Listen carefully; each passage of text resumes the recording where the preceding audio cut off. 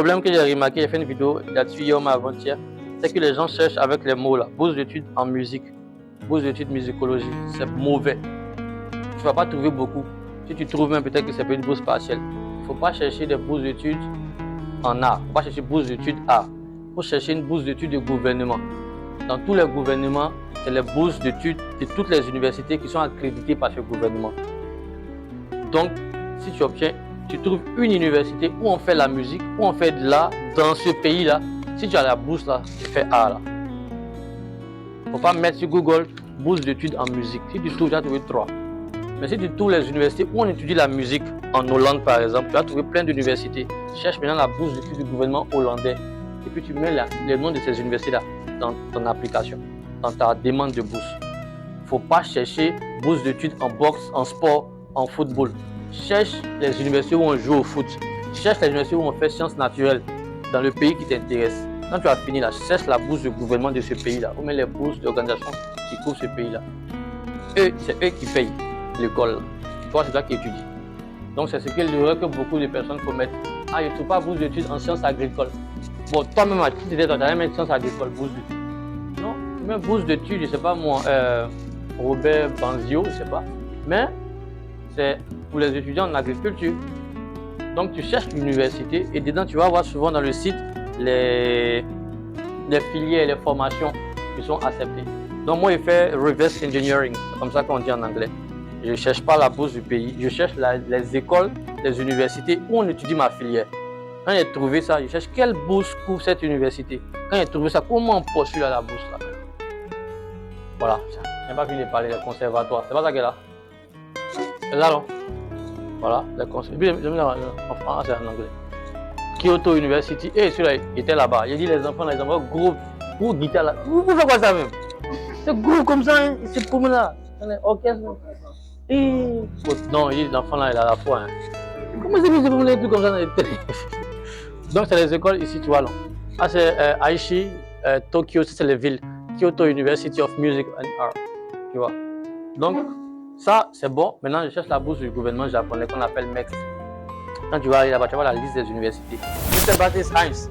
Voilà le parlementaire. Lui, il est élu à l'Assemblée nationale, au Parlement en France. Mais lève-toi, pardon. Voilà, mon invité d'honneur aujourd'hui. Vous l'avez vu sur les photos sûrement sur Facebook. On a une rencontre d'échange. On est en train de travailler sur beaucoup de collaborations de ces universités au Japon, en France, pour venir en Côte d'Ivoire ou bien pour partir là-bas, vous permettre d'étudier grâce à cette collaboration-là. Donc, Baptiste Heinz, il fait beaucoup de choses dans la communauté française ici. Donc, je te laisse te présenter en introduction. Voilà, vas-y, tu as 2 minutes. Ok, donc le Conseil des Français de l'étranger pour la Côte d'Ivoire et le Libéria. C'est comme un adjoint au maire pour les Français qui vivent en Côte d'Ivoire et le Libéria. Et j'ai été élu ensuite à l'Assemblée des Français de l'étranger. J'étais encore en session la semaine dernière, qui est en fait l'Assemblée qui représente la diaspora. Toute la diaspora, les 3 millions de Français qui vivent à l'étranger. Et donc là, je représente toute l'Afrique occidentale, du Cap-Vert au Bénin, de Mauritanie, au Niger, enfin voilà, tout ce bloc-là, je le représente à l'Assemblée. Quelqu'un qui est arrivé au Japon là-bas, qui a parlé le japonais en 1 an. Donc, l'école ne veut pas nous faire sortir de l'école de langue avant 1 an, 6 mois. On doit faire au minimum 1 an, 6 mois. Ok, les Aïcha que vous avez vu ce matin, Cindy, elles vont faire au minimum 1 an, 6 mois. Maintenant, tu ne payes pas toute la scolarité de 1 an, 6 mois. Le premier cours que tu envoies là, c'est 1 an. Et puis 6 mois, c'est quand tu seras arrivé là-bas, tu vas payer. Donc 1 an de 1 an, 6 mois là, c'est 3,9 millions. Maintenant, nous, tous ceux qui viennent chez nous, les Aïcha, les René, je vous ai montré tout à l'heure, on leur dit de prendre 100 dortoirs pour quelques raisons sociales. C'est les dortoirs. Ok, souvent la cuisine est partagée, la douche elle est partagée. Tu arrives, tu as comme mate, comment on dit ça? Colocataire, voilà. Un petit qui a quitté, c'est pas moi, au Vietnam. Dans la communauté, il y en a entre eux asiatiques, tu vois. Il y a Vietnam qui utilise la même douche que toi, les Chinois, ils sont très ça. Ils utilisent la même douche que toi. Donc, vous êtes là, et toi, tu nettoies, tu fais ton effort de petit africain, tu vois, déjà, tu es noir même, c'est bizarre. Tu nettoies, lui, il ne nettoie pas, ton cœur chauffe.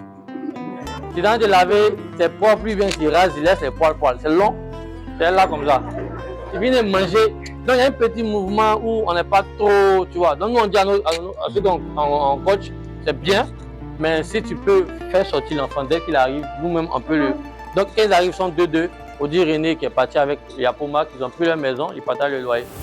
Donc, quand vous venez, l'école de langue vous encourage. Eux-mêmes vont trouver les jobs étudiants pour vous. C'est-à-dire qu'au Japon, quand tu arrives à l'aéroport, c'est pas comme dans nos pays francophones. Il faut partir à la préfecture un jour après, 2 semaines après pour avoir ton papier. Dès que tu arrives dans l'aéroport, on te donne ta carte. Ok, c'est la carte, comme on dit, carte consulaire. Voilà. On appelle ça Zario card en japonais. Carte de résident. Dès que tu prends la carte, là, avant de sortir de l'aéroport, tu as ta carte. Aucun policier peut t'arrêter pour dire donne ta carte. Quand tu es venu pour durer, si tu es touriste de 3 mois, on ne donne pas de carte. Mais quand c'est 2 ans, 1 an pour étudier, dès que tu sors de l'aéroport, avant de sortir, tu as ta carte dans l'aéroport là-bas. Tu prends la carte, le lendemain, tu vas à la mairie, on te met un cachet derrière pour te dire que tu peux commencer à travailler. Donc, dès que tu arrives au Japon, au maximum 2 semaines. Parce que pour celui qui a t'embauché, il va te demander ton compte bancaire pour pouvoir faire tes versements chaque fin du mois. Alors que le compte bancaire, ils vont te prendre 3-4 jours pour faire. Donc, techniquement, tu peux travailler, mais une petite procédure pour avoir un compte en banque, pour avoir une adresse postale et tout ça. Qui voulait poser une question ici là? Non, c'était pas une question. Ah, ok. J'ai vu un reporter une fois à la télévision. Vous, Ah. vous et ce monsieur-là. Ah oui, oui, oui, N'est-ce pas? si RTI2. Effectivement. Oui, oui, on était à la maison. Okay. Ouais, ils sont passés les interviewer. Donc, comme on a une caméra, ils sont jamais là. Voilà. Donc, la main innocente, c'est bon, on prend un autre. Levez la main, vous avez le micro, ok? Ok. En fait, moi personnellement, en 2024, je dois être au Japon. Amen. Maintenant, c'est pour la bourse ABE. ABE, ok. Vous avez écrit relativement au domaine dont j'aimerais faire là-bas. Maintenant, j'aimerais savoir, puisque moi, je suis vraiment focus.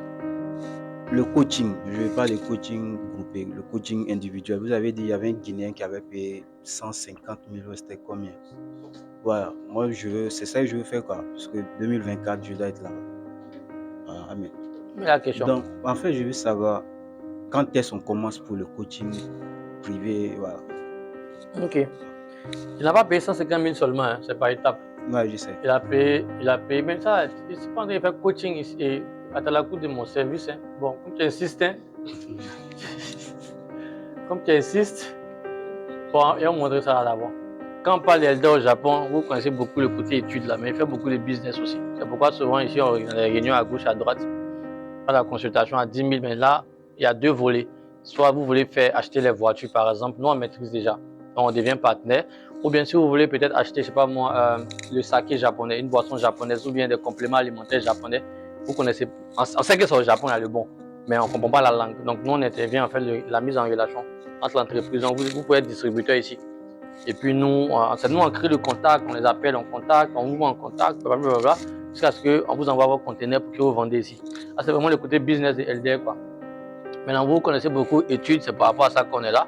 Donc, pour répondre à ta question, c'est ce slide-là.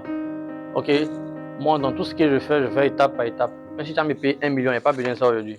Moi, mon grand-père a laissé 1 million avant de mourir. Donc, il y a 1 million à la maison. Maintenant, ce que je veux pour ton travail, là, c'est les bourses. On peut t'éliminer ici à l'étape numéro 2. On peut t'éliminer à l'étape numéro 3. Donc, je pense que c'est malhonnête de te dire qu'il faut me payer pour tout. Tu comprends? Ah ouais.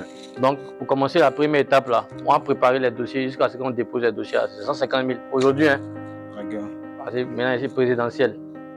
Donc, on ne sait pas avec des 200 000 de voilà, actuellement, c'est 150 000. Mais il y a un travail en amont. Si ici, là, tu dis, monsieur Elder, il faut chercher les bourses pour moi en art. Il n'y a pas le temps. Moi, il n'y a pas mon temps pour chercher pour toi. Tu as me payé. Ici, c'est quand on connaît la bourse. Je veux faire AB, je veux faire MEX, je veux faire PEC, on connaît la bourse que tu veux faire. C'est ça, on commence à parler de 150 000 pour l'étape numéro 1. On travaille ensemble jusqu'au dépôt des dossiers. Après, il va vous montrer qu'est-ce que ça consiste concrètement. Les gens qui corrigent les dossiers, les erreurs qu'ils ont fait avant moi et puis après moi. Tu vas bien comprendre. Après ça, ici, quand tu déposes 1 mois après, 2 semaines après, ça dépend de la bourse. On t'envoie un mail, un courrier pour te dire félicitations. Tu passes à l'étape prochaine. Arrivé ici, là, si tu veux, tu vas faire seul. Si tu penses ici, il faut t'aider. Examen écrit, là, le livre, là. Il y a beaucoup de sujets. Je sais comment on fait pour te former ici, pour que tu n'échoues pas à l'examen écrit. Il y a des méthodes. Ok? Je vous donne une méthode. Je vous donne une petite méthode gratuite comme ça. Si c'est la bourse du Japon, par exemple, il dit qu'il y a 4 questions A, B, C, D. Tu fais ce que tu connais, ce que tu peux lire. Mais c'est 1 heure, il y a beaucoup de questions, tu ne peux pas finir. Quand il reste 45 minutes, là, ferme les yeux, coche B partout. Ça, tu comprends ça? Tous ceux qui ont fait ça, ils boostent là.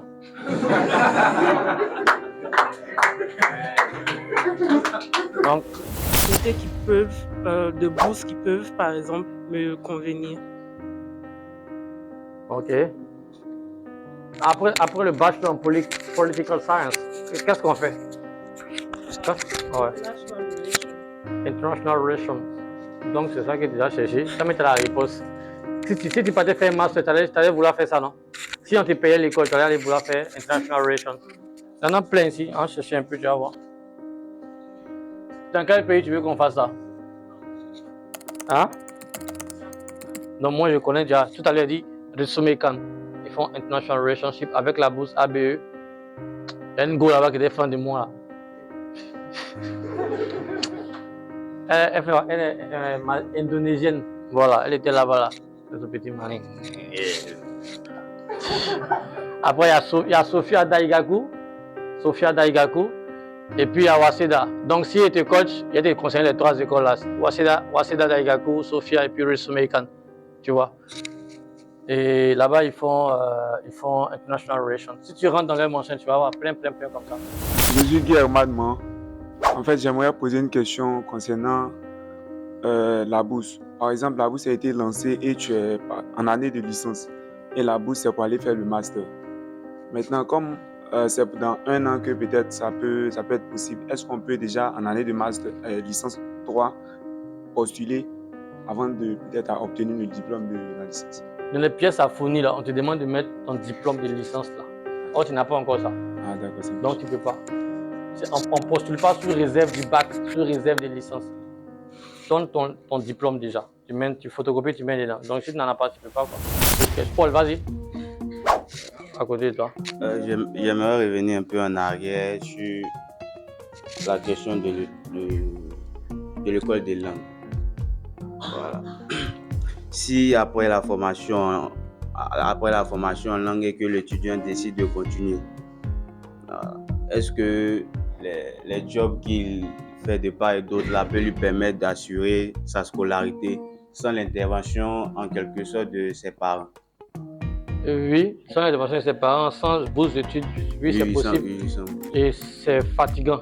Tu es obligé de travailler beaucoup. On a un cas comme ça, il est né au Japon, on allait l'appeler Sato. Il est là-bas, il est parti à la bourse comme moi. C'est de mes aînés quoi. Il est parti à la bourse. La bourse, c'est un programme, c'est-à-dire programme de licence, les 3 ans de licence, programme de master, les 2 ans de master, programme de doctorat. Donc lui, il a fait le programme de licence, les 3 ans. Il n'a pas eu beaucoup de points pour lui permettre de recompétir, quoi, pour être relancé. Donc son GPA, sa moyenne, là, il est arrivé, peut-être en demande 3, il a eu 2,9. Donc ça paye pour la licence, il n'y a pas de souci. Mais on ne va pas payer pour ton master. Donc il est au Japon, il est là, il sait qu'il ne va pas payer. Donc il a commencé maintenant à travailler baito. Donc pendant les vacances, c'est ça que tu as 28 heures par semaine. Donc quand tu vas à l'école, tu ne peux pas faire les 28 heures. En vacances, là, il a framponné les 28 heures par semaine. Là, il faisait baito tous les jours. Donc soit au restaurant, soit à l'hôtel. Il y a beaucoup de baito. Un an où tu ne parles même pas la langue. On peut dire, bon, comme toi tu ne parles pas la langue, tu n'as pas besoin de voir un client. Toi, ton travail, c'est de prendre le carton pour mettre dans le camion là-bas. Tu vois, non? La nuit, le camion est là, c'est pour mettre le vin dedans. Et tu parles le client. Je suis là, tu mets dans le camion. C'est la vérité. Maintenant, au Japon, il y a un truc qui est bon. C'est pas dans les autres pays, peut-être ça existe. C'est des réductions de scolarité. Quand tu t'en vas au Japon pour étudier la langue, et puis après, il ne faut pas rester dans ton coin pour dire non, il y a forcé, il y a gris-gras. Il y a comme service social. Il y a forcément un truc pour te diminuer la scolarité. Déjà, tu vas à l'école. La femme de mon ami qui est là-bas, elle a fait son MBA. Elle est arrivée à l'école, elle dit on a besoin de réduire. On dit mais comme tu es africaine et étudiant international, moins 30%. On a chopé. Les Américains font. On a chopé ça. On est parti dans la mairie où elle habite. On dit comme tu viens à Osaka ici, Gakuen Mai, tu as 25%. On a 55% de réduction. Tu vois un peu non? Et puis après, c'était quoi là même là? Non. Elle avait accouché, c'était un peu compliqué. L'enfant est né par césarienne et puis après couveuse, 200 000 yens. Non? On a mis dedans. Donc elle a fini comme ça. Donc il y a beaucoup de petites subventions comme ça. Celui qui a manqué la bourse là, premier semestre là, 28 heures là, il a grille là. Deuxième semestre là, l'école même a pris son dossier parce qu'il était boursier. L'école sait qu'il est boursier. Et puis eux-mêmes ils ont proposé pour la bourse Rotary une autre bourse et ça payait 50%.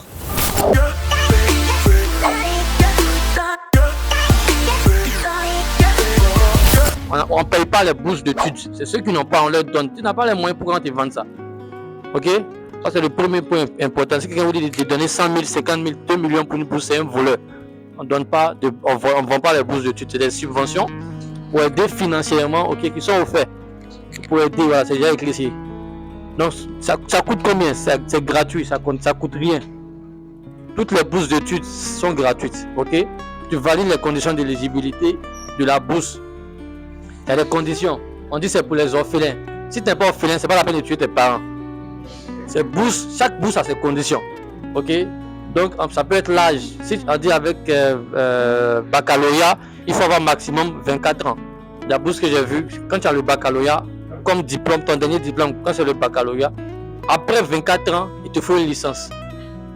Donc, si tu as dépassé 24 ans, que tu as ton bac seulement, tu ne peux pas faire. Il ne faut pas s'embrouiller. Ce n'est pas la peine d'aller 2 millions à quelqu'un. C'est bon, non? C'est les conditions. Si tu ne valides pas, tu laisses. C'est simple, tu laisses, tu regardes dans le journal des bourses, tu as trouvé une autre bourse, c'est simple, c'est comme ça que ça se passe. Donc ceux qui me suivent, ils savent qu'il y a un livre qui est disponible. On a tout fait pour imprimer aussi, il y a une nuit pour que ça vienne ici. Donc c'est à l'entrée là-bas, c'est 10 000 francs.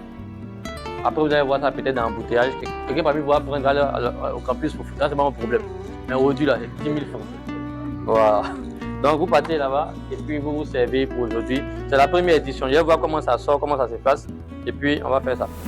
Voilà, l'événement a été vraiment une réussite, totale réussite. Je ne m'attendais même pas à ça. Elder, qui est vraiment un champion. Et puis aussi, j'aimerais inviter tout le monde à contacter Elder pour les différentes bourses d'études. En Côte d'Ivoire, c'est le numéro 1. On ne parle pas trop. Ok, d'abord, un grand merci pour le professeur, le docteur Elder, pour cette initiative qui donne aux jeunes que nous sommes d'avoir pas mal d'informations sur les bourses. J'avoue que j'en ai eu beaucoup. Nous avons eu à avoir des informations même sur des bourses qui étaient données ici en Côte d'Ivoire par l'intervention du professeur Lolo lors d'un call. Et j'incite vraiment beaucoup la jeunesse en général à s'informer, à suivre le docteur Elder au Japon pour d'initiatives encore, je vais dire, ultérieures dont il nous a fait part ici, qui sont à venir. Et vraiment, j'encourage en tout cas la jeunesse à suivre cette page pour pas mal d'informations. Merci beaucoup.